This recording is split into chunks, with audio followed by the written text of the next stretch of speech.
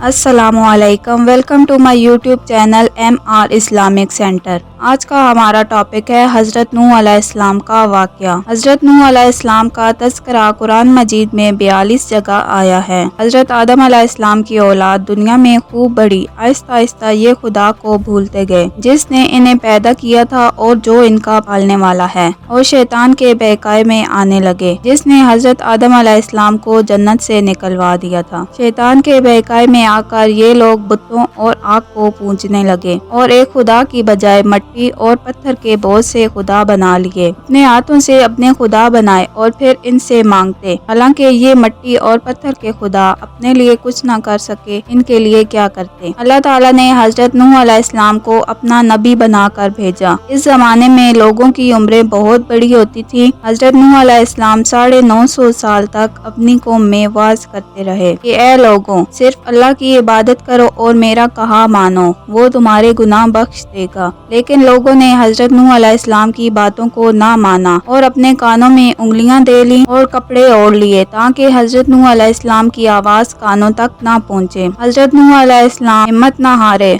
वो बराबर समझाते रहे और कहते रहे, ए लोगों, अल्लाह से माफी मांगो, वो बड़ा माफ करने वाला है। वो तुम पर बारिश बरसाएगा ताकि तुम खूब अनाज पैदा कर सको और इसके जरिए से बड़े बड़े बाग पैदा कर देगा, इनमें नहरें पैदा कर देगा, तुम्हें मालो दौलत देगा, बेटे देगा। तुम्हें क्या हो गया है, तुम खुदा को नहीं मानते? हालांकि इसने आसमान बनाए, चांद और सूरज बनाए, इसने तुमको मिट्टी से पैदा किया और फिर इस मिट्टी में एक दिन तुमको ले जाएगा और फिर क़यामत के दिन तुमको दोबारा जिंदा करेगा। लेकिन लोगों ने अपने बुतों को हरगिज ना छोड़ा और हजरत नूह अलैहिस्सलाम से कहने लगे, हम अपने बुतों को हरगिज ना छोड़ेंगे और हम तुमको अपने जैसा आदमी ही देखते हैं और तुम्हारा कहना भी सिर्फ गरीब लोगों ने माना और हम तो तुमको झूठा समझते हैं। हजरत नूह अलैहिस्सलाम ने कहा कि ए लोगों, मैं तुमको जो नसीहत करता हूँ इसके बदले में तुमसे कोई मालो दौलत नहीं चाहता, और जो गरीब आदमी मुसलमान हुए हैं और अल्लाह पर ईमान लाए हैं, इनको मैं अपने पास से तुम्हारे कहने पर नहीं निकालूंगा। अगर मैं इनको अपने पास से निकाल दूं तो खुदा के अजाब से मुझे कौन बचाएगा। अगर मैं ऐसा करूं तो बहुत बेइंसाफ हो जाऊंगा। इनकी कौम के लोगों ने कहा, ए नूह अलैहिस्सलाम, अगर तुम सच्चे हो तो जिस अजाब से तुम हमको डराते हो वो ले आओ। हजरत नूह अलैहिस्सलाम ने कहा कि जब अल्लाह चाहेंगे अजाब ले आएंगे। अल्लाह ताला ने हजरत नूह अलैहिस्सलाम को वही के जरिए से हुक्म भेजा कि तुम्हारी कौम में जो लोग ईमान ला चुके हैं, इनके अलावा कोई और ईमान ना लाएगा। तुम गम ना करो,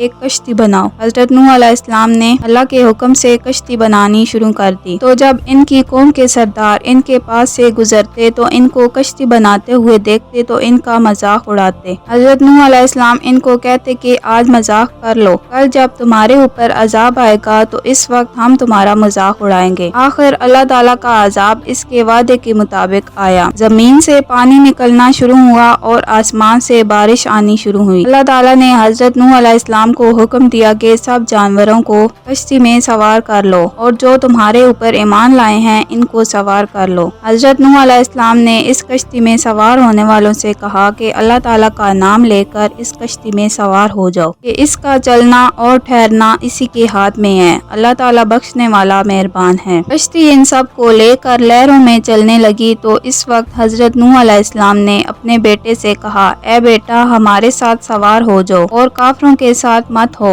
इसने कहा, मैं किसी पहाड़ पर चढ़ जाऊंगा और वो पानी से बचा लेगा। हजरत नूह अलैहिस्सलाम ने कहा, आज खुदा के अजाब से सिवाय खुदा के और कोई बचाने वाला नहीं। इतने में दोनों के दरमियान पानी की लहर उठी और वो डूब गया। फिर अल्लाह ताला ने जमीन को हुक्म दिया कि पानी निकल जा और आसमान को भी हुक्म दिया कि पानी बरसाना बंद कर दे, यहाँ तक कि पानी खुश्क हो गया और तमाम काफिर दुनिया में खत्म कर दिए गए। हजरत नूह अलैहिस्सलाम की कश्ती कोहे जोदी पर ठहरी। हजरत नूह अलैहिस्सलाम ने अपने परवरदिगार से अर्ज किया, ए मेरे रब, मेरा बेटा भी मेरे घर वालों में से है और आपका वादा सच्चा है। यानी हजरत नूह अलैहिस्सलाम का मतलब था कि ए अल्लाह, आपने वादा किया था कि तेरे घर वालों को इस तूफान से बचा लूंगा, फिर मेरा बेटा क्यों डूबा। تو اللہ تعالیٰ نے فرمایا کہ اے نوح، تیرا بیٹا تیرے گھر والوں میں سے نہیں تھا کیونکہ اس کے عمل اچھے نہیں تھے۔ میں تجھے نصیحت کرتا ہوں کہ ایسی بات نہ کر جو تیرے علم میں نہیں۔ تو حضرت نوح علیہ السلام نے اللہ تعالیٰ سے توبہ کی اور اپنے کہے کی معافی مانگی۔ اللہ تعالیٰ نے ان کو معاف کر دیا اور حکم دیا کہ اے نوح، ہماری طرف سے سلامتی اور برکتوں کے ساتھ اتر۔